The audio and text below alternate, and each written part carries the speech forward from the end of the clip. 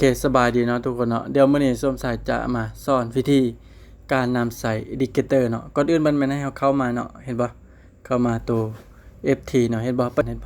ทุกคนสามารถเลือกใส่ได้ว่าทุกคนถนัดตัวใดก็นำใส่ตัวนั้นเนาะเสริงส้มสายเองนำใส่สโตก